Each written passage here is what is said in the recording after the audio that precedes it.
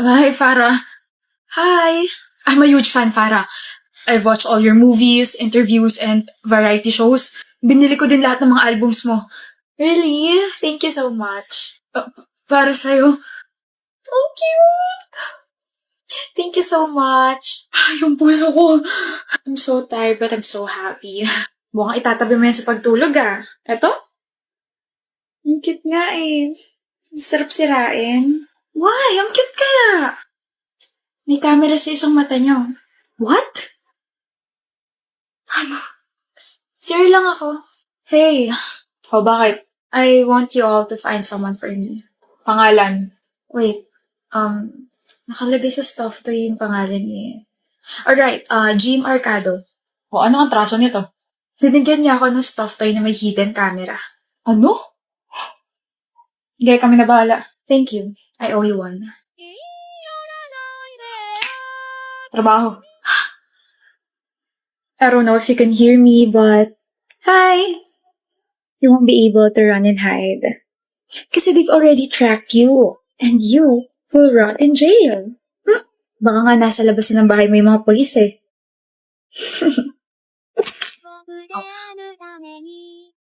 Accept my proposal, Via. Magpakasal na tayo. Aldrich, ayoko sabi. Please, ikaw na lang ang meron ako. I don't wanna lose you. Please, marry me. Ayoko. Ano ba? Magpapakasal ka sa akin o masasaktan ka rito sa harap ng maraming tao? Alam mo kung paano ako magalit, hindi ba? Alam mo kung paano ako manira ng tao. Well, I don't really care about my reputation. Wala namang mawawala sa akin eh. Pero ikaw, your dad's a politician and your mom is a business tycoon. Stop this, please. Ginagalit mo talaga ako, ah.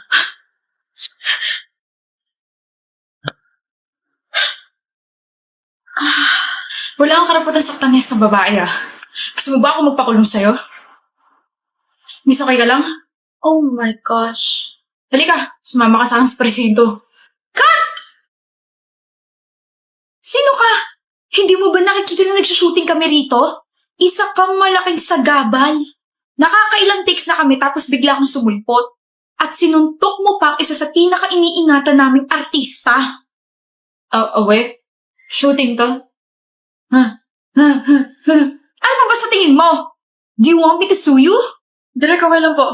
Hindi okay yan, nasaktan ka eh. Buisit. Tumawag kayo ng security guard. Okay ka lang? Sakit? Sakit. Medic! Bakit ka pa kasi nangailam eh? Sorry.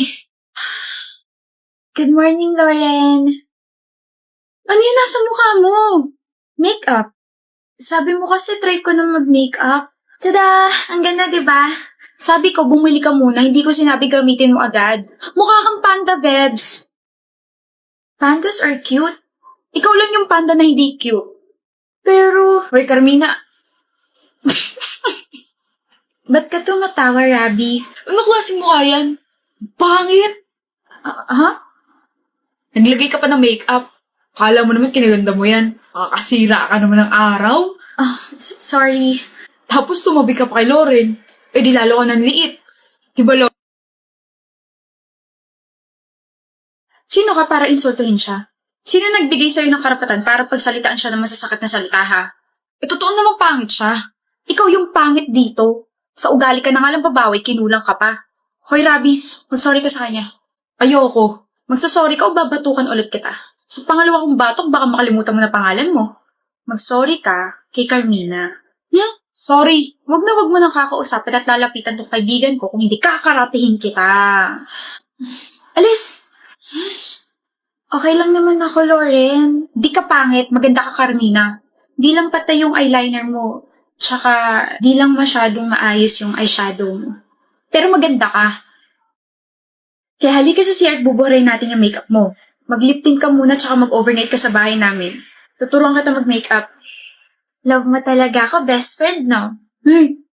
Kadiri pero, oo, love you. Bihali ka na. Ayan na nga ba sabi ko eh. Di ba sabi ko huwag kang mamapak ng asukal tapos biglang iinom ng napakalamig na tubig? Ayan tuloy, inuubo ka na. I'm okay, tara na. No, hindi na tayo gagala. I'm going to take care of you. Paano yung gusto mo movie? Sa susunod na lang natin panoorin yung gusto kong movie. Hirap ng exam, grabe. Rate 1 to 10. 11. Yes, Papa. Ano ba? I'm serious here. We, nakangiti ka nga eh. Kakapanood mo yan ng Stranger Things. Malungkot ka, diba? Tara kayong ice cream. Ayoko na, pagod na ako. Kadrama naman to, parang makikipag-break. Babe, ayan lang yung ice cream, ano? Halika. Sa'yo. Happy 8th anniversary, Calvin, my love. Happy 8th anniversary, Monique, my love. Best friend, ba't ka biglang tumahimik? Gia, 2 months pa lang tayo magkarelasyon pero alam kong ikaw na makakasama ko habang buhay. Will you marry me? Yes, Calvin. Yes. Sabing huwag mo na panoorin yan eh. Ulit-ulit na lang. Bakit sa 8 taon naming relasyon never siya nag-propose? Never namin napag-usapan ng maayos ang kasal. Tumatawa lang siya kapag tinatry kong pag-usapan. Monique, bakit sa 2 months na relasyon nila ng bago niya? Nag-propose agad siya. You know what's funny? Yung pakakasalan niya ngayon, siya yung babaeng ka-work niya na pinagsalosan ko. Pero palagi niya lang sinasabi, ang immature ko raw para maramdaman yun. Nakakasama ba akong mahalin? Hindi ba pwede talaga akong ikasal at iharap sa altar? Di ko ba deserve yun? Sabi hindi nga kita kilala, ang kulit-kulit mo. Stay away from me. I am your husband. Huh? I am not married. Sino may sabi niyan? We've been married for 4 years. We have a daughter and her name is Greta. Your favorite food is carbonara and you love painting. Hindi kita kalala. Alalahanin mo please. Kahit para lang sa anak natin. Tama na. Mahal. Tigilan mo na ako. I'll help you. Tigilan mo ng pagiging creepy stalker ko.